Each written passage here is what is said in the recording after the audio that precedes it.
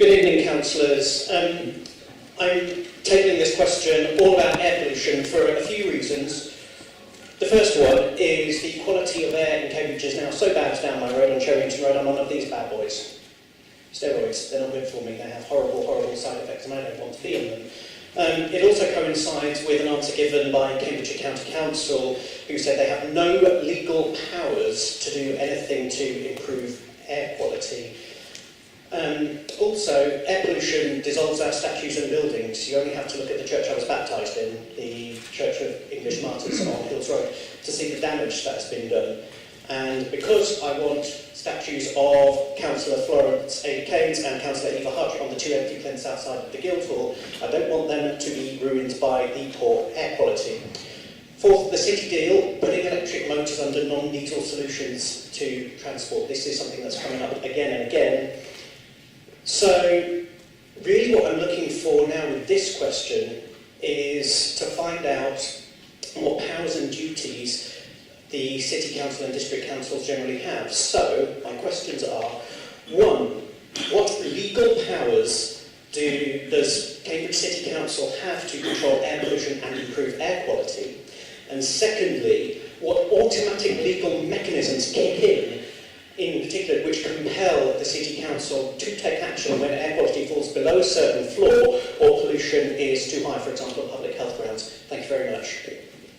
Thank you, Mr. Carpen. Councillor Roberts. Thank you, Mr. Carpen. Thank you, Mr. Mayor. Thank you, Mr. Carpen, for submitting your question in advance, because that gives not only as a councillor but also officers a chance to check over on things. And also thank you for recording the response from the County Council officer. Sorry, change that page. Sorry. Because that is actually quite informative for me as well in terms of my reply. Obviously, with the Mayor's discretion, in relation, I'll answer my part, but there's a city deal, and so maybe your supplementary might be directed to the leader of the council for that part. If everyone could excuse this, it's going to be quite a long-winded reply. There is going to be a lot of legalese in it, but at the end, it will come a little bit more enlightening. Now, the role for local authorities in relation to air quality is as follows. Local authorities in the UK have responsibility under the Local Air Quality Management, the LAQM, legislation to review air quality. Where concentrations exceed national objectives, measures should be put in place to reduce emissions and be reported in the Local Air Quality Action Plan, the AQAP. Most such plans are designed to address difficulties to define national objectives in relation to pollutants, the main two of which are our focus here in Cambridge. Typical measures to reduce emissions from local sources include traffic management, the encouragement of uptake of cleaner vehicles, an increased use of public transport, along with more sustainable transport methods such as walking and cycling. Such measures will also in theory reduce emissions of some of the worst pollutants that we have in the city. The use of smokeless fuels during industrial and domestic combustion is also important as stringent industrial emission controls. The increased use of biomass as a fuel to meet renewable energy targets may give rise to increased particulates in pollution and so on going forth. Planning and development controls are also another key facet of the council in relation to air quality, and it's important that local authorities work to the best they can to reduce concentrations in particular hotspots. Cambridge declared an air quality management area, AQMA, in 2004 for the exceedance of the annual mean concentration of nitrogen dioxide. This remains in force. Cambridge City Council subsequently produced an air quality action plan with South Cambridge and Huntingdonshire councils, which came into force in 2007. This plan is currently under active review in light of new guidance issued both in 2015 and again in 2016.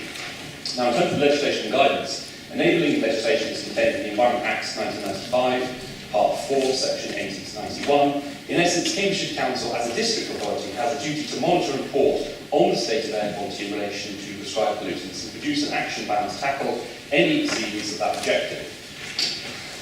The results of monitoring and review are reported back to central government annually as is progress made on the state of action in the AQAP. The role of both district and county council in low air quality management have recently been clarified with new guidance, and this is where your review is actually quite interesting, because the new guidance, the LAQM P16, is that as in previous years, the district authority would have sole responsibility for producing much of this report. That report now has to be signed off by both county and public health bodies. So the officer responding to your question was actually wrong to say the county council, for obvious reasons that everyone here knows, mainly that we are not the transport authority, we are not in charge of the roads, has quite an active role in relation to air pollution.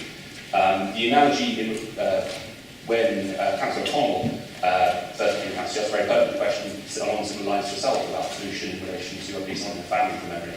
And the analogy that both myself and also Councillor Pitt, when he was in my role before twice over, was that the way to understand this is that we essentially mark air quality, but many of the mechanisms and levers we do not have control over. What we do have control over are ultimately needed. Now, the Clean Air Act, which covered the control of dark smoke, is designed to deal with unconstrained coal and wood burning alongside some larger oil combustion. That's one of the key things. Local authority pollution prevention and control. Certain industrial processes, which are emissions to air, require authorisation by the local authority. Planning controls, obviously covered by the council company. Policies in the local plan require an air quality assessment for certain developments and can restrict elements within the AQMA. This is called the Emerging Local Plan and Air Quality. It's important to bear in mind that tonight we're discussing the budget, and one of the key things that I would honestly say every councillor here probably agrees on is that we need to bulk up our air quality team. That's one of the things that is on there, an additional officer to do exactly that in relation to planning and also monitoring air pollution here in Cambridge. Now, the transport authorities, which in the case of Cambridge Council is obviously Cambridge County Council, may use the Transport Act 2000 to introduce road user charges and schemes on the basis of vehicle emissions. Now, in summary, Cambridge Council have a duty to monitor and review air quality related to pollutants prescribed by central government under the National Air Quality Objective. Where objectives are not being met, Cambridge Council have a duty to work in partnership, and that's crucial to this because, as people will accept, even the county council cannot necessarily compel, for example, bus companies, since they were deregulated, to take up cleaner engines and so forth. Where objectives are not being met, we have a duty to work in partnership with the relevant authorities to produce an air quality action plan in pursuit of the national air quality objectives. Compliance with both national objectives and EU limit values for prescribed pollutants remain the responsibility of the Secretary of State. In this case, that is the Deputy Minister. Now, Cambridge Council have met all of their objectives to submit reviews, assessments and action plans and subsequent monitoring of those plans to the satisfaction of the Secretary of State since the introduction of the local air quality management related legislation in 1998. Now, if I could just quickly finish with this, Mr. Mayor. In Cambridge last year, there were 7 main sites which exceeded means for air pollution. This year it's down to 5. Now, a lot of that is obviously in relation to a whole range of factors beyond necessarily the direct or indirect control influence of the council. But the action, what's now happened, changed from both 2005, 2015, 2016, is we now have an action plan steering group which meets continually to talk about air pollution. Now, you have to look at what's within the realm of councillors within this room in relation to air quality. So, what have we done as a council? Well, Mr. Mayor will know more than anyone else apart from Councillor Bird, that we have constantly looked at the engine, the Euro quality for engines of taxis here in the local authority. We have capped certain taxis here in Cambridge. We're currently in the process of looking at any effort we can make with our neighbouring authorities who aren't on the same obligations as our taxi drivers, namely South Cambridgeshire, to harmonise taxi policies. Tonight, it may well come up, we have obviously the shared waste process that's going on. One, amongst other, the financial saving and and so forth in relation to that. One of the key knock-on implications of all this is we've reduced by like 10 or 20,000 miles of HGV travelling along the streets of Cambridge by harmonising the service. We have successfully won the Olive Taxi Survey last year, which is now reported back, and with views from the trade, which has enabled us to put an Olive, the Office of Low Emission Vehicles, taxi bid for charge points throughout the city. Now, to bolster that, you'll notice in tonight's budget, that we have also, from our own fund as a capital bid, put in a bid for a charge point here in Cambridge, and going forward for the next few years, to show that even if we don't get the Olive money, we as a city authority are still committed to electric vehicles going forward. This enables us to make a licensing change with a whole range of subsidies which have now passed both the Environment Scrutiny Committee and licensing in relation to, over the next few years, turning our taxi fleet into hybrid stroke electric rather than diesel. There's obviously the licensing of the air quality officer that I've just mentioned. We also work quite closely with county and increasingly with the city deal and people like Addenbrooke, Stagecoach and so on. Another key difference in the last few years is this have greatly increased the amount of electric vehicles we have here in Cambridge Council under our own controls. So we, by example, we've gone from 0 to 9 in about a year. And obviously with fleet on the agenda tonight, we hopefully will have 1 or 2 additions to that. Obviously there's a review going on there, there's a whole range of other factors which we'll discuss at the Environment Scrutiny Committee. If I could just finish on saying, I honestly think that as one council speaking in one voice on this matter, that we are committed to doing all we can within some constraint of our powers here as a district authority. I do believe that we have been constrained under any administration by the fact that we're not a unitary authority, and quite often what we sing here from our being sheet to do with what we recognise as a serious problem here in Cambridge isn't always echoed by authorities who have a number of other priorities. I think that's the full answer. Thank you. I can see some puzzled faces there during the course of Councillor Roberts' answer. Though the Constitution does limit the time and the length of the questions, because the answers to questions that executive councillors or chairs of committees may be needing to make may be quite complex. There is nothing in the Constitution that limits the time for the answers. So under normal circumstances I would have been ringing my bell at length. But I hope that members of the public and councillors understand why the executive councillors and chairs get that latitude in the Constitution to answer their questions. Mr. Carpen, do you have a supplementary? Thank you. Kelly Green.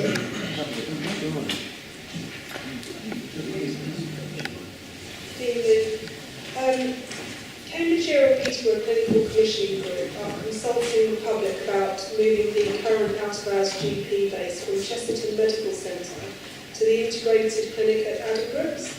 However, the data produced was criticised by the public and representatives of the government body Health Watch at a recent meeting. There are significant gaps in the evidence, which I'm going to spell out 1 or 2 of them. The Health Inequalities Impact Assessment doesn't follow a recognised methodology. 19.9% of all users of the Chesterton service are from CB4 area, where there are the highest levels of deprivation. People from CB4 are also the most frequent users of the 111 service. There is no analysis of impacts on people outside the city, for example, CB4 area. And there is no examination of journey times, how people reach the centre, the difficulties of nighttime travel, congestion, population growth in North Cambridge, or the effect of the new railway station. Despite the impact assessment saying the main issues derived from the review are associated with the impact on access and travel. The impact assessment conclusion that the proposal would have negligible impact is not quantified. There is no evidence to support the mitigation statement that a GP visit would offset local need. And other evidence about overcrowding in A&E departments says it is usually to do with a shortage of bed spaces. It's rarely to do with people turning up at the wrong place. There is no evidence supporting the assumption that relocating the service would help recruitment of GPs for the out-of-hours service at Chesterton, and there is an over-reliance on the concept of an A&E hub recommended by the Royal College of Medicine, which elsewhere states people identify too easily with A&E and are attracted to the uncapped appointment system. Campaigners in North Cambridge, myself included, believe moving the out-of-hours service to Addenbrooke's will worsen the situation and leave Cambridge, an area with significant deprivation, and leave North Cambridge, an area with significant deprivation and existing health inequalities much worse off. The assumption by the CCG in favour of moving the centre needs to be much more closely examined. In light of the many gaps identified in the consultation document, the lack of evidence, contradictions and inadequate health inequalities impact assessment, please would the City Council formally contact Health Watch and request the consultation procedure be halted. Councillor Johnson.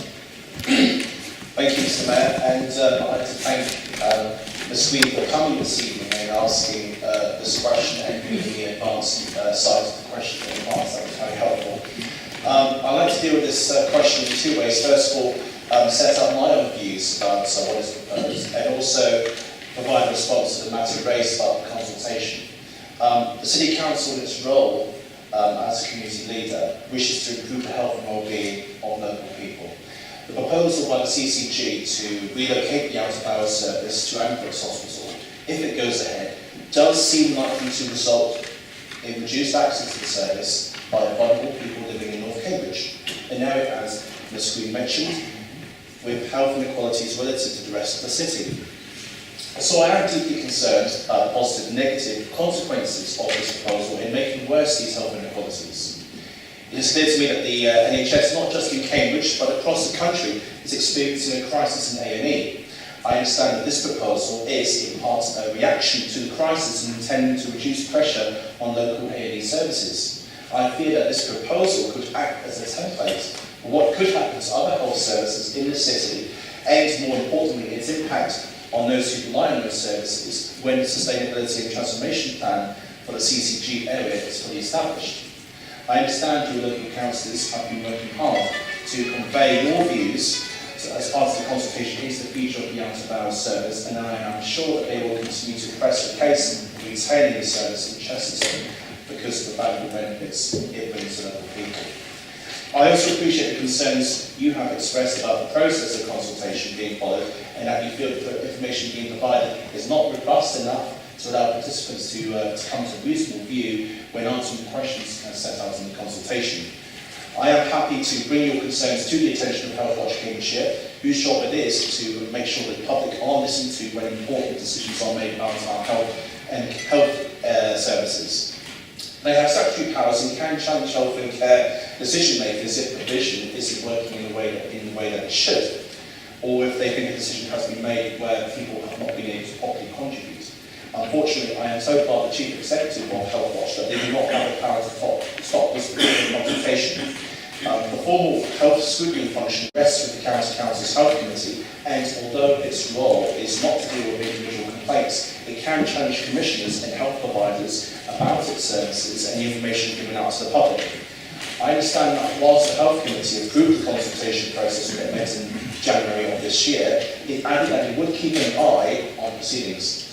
I would be happy to also therefore bring your concerns direct to the attention of the chair of the committee by formally writing to them and requesting that at its next meeting in March, it actively scrutinises the way the consultation has been organised, with a view to potentially asking the CCG that it be rerun if councillors are in agreement there have been flaws in methodology and evidence presented as part of the consultation. Thank you. Do you have a supplementary? Thank you very much. Then Amy Wilson.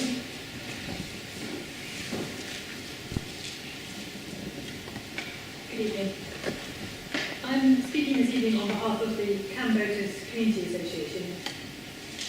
We would firstly like to thank the Lib Dems for their proposal to cap mooring fee increases to 2% in accordance with the publicly payable fees policy, and we very much support this amendment. Residential voters on the Cam already make a large net contribution to council budgets, but over and above the cost of the very limited services and facilities provided to voters.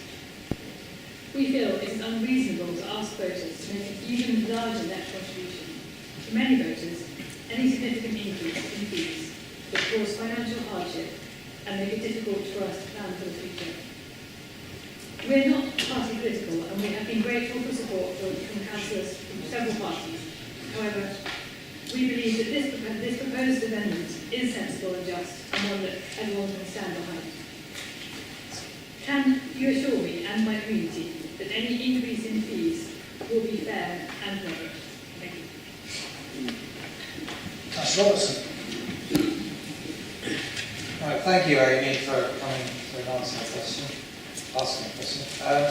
It's the same, similar question you asked at the Strategy and Resources Committee. I'm afraid the answer is still the same.